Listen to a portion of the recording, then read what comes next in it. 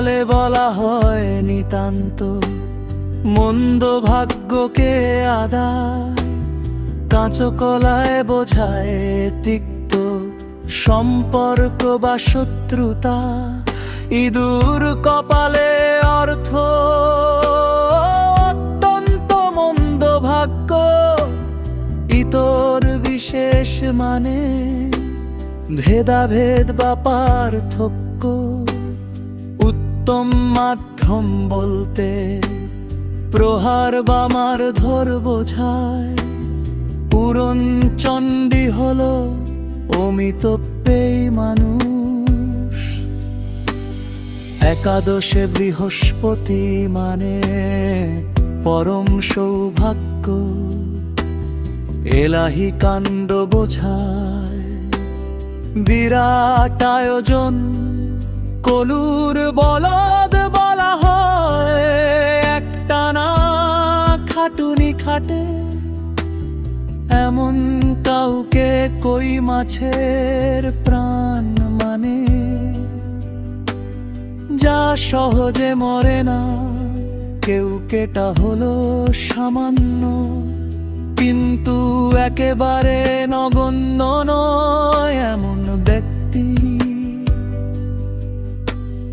গুরি সেনের টাকা মানে বেহিসেবি অর্থ, গোঁফ খেজুরে বলা হয় নিতান্ত অলস মানুষকে।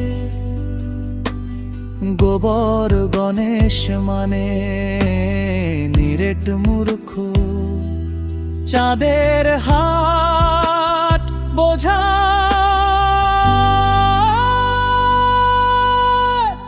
গুণীজনের সমাবেশ বা আনন্দের মেলা।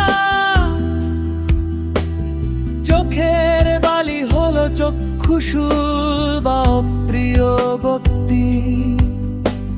চুনোপুটি মানে সামান্য ব্যক্তি, তাসের ঘর বোঝায় ক্ষণস্থায়ী বস্তু। তামার বিষ মানে ঊর্ধ্বের কুপ্রভাব। তালকানা বলা হয় কাণ্ড কানহীন মানুষকে। তীর্থের কাক মানে অপেক্ষাকারী ব্যক্তি। তুলসী বনের বাঘ বোঝায় ভণ্ড বাকট মানুষ। দহরম মহরম মানে ঘনিষ্ঠ সম্পর্ক। নয় ছয় মানে অপচয় করা। পগার পার মানে পালিয়ে যাওয়া।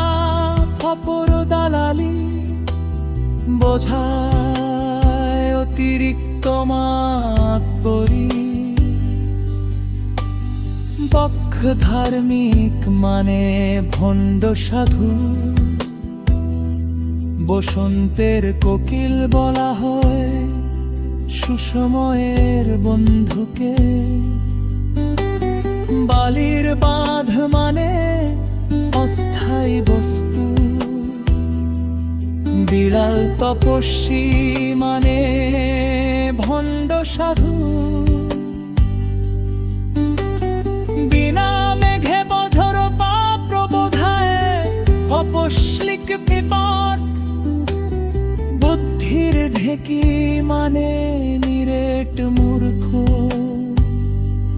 ব্যাঙের আধুলি বোঝায় সামান্য সম্পদ নিয়ে গর্ব।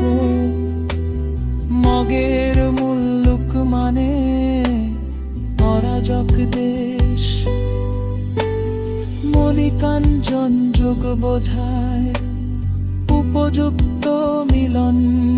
মাছের মায়ের পুত্র শোক মানে মিথ্যা শোক। মিছরির ছুরি বলা হয় মুখে মধু অন্তরে বিষ। এমন মানুষকে রাঘব বলাল মানিয়ে। ক্ষমতাধর বা প্রভাবশালী ব্যক্তি শাখের করাত বোঝায় উভয় সন্ত, শিরে সংক্রান্তি মানে আসন্ন বিপদ, শরতের শিশির বলা হয়ে সুসময়ের বন্ধুকে,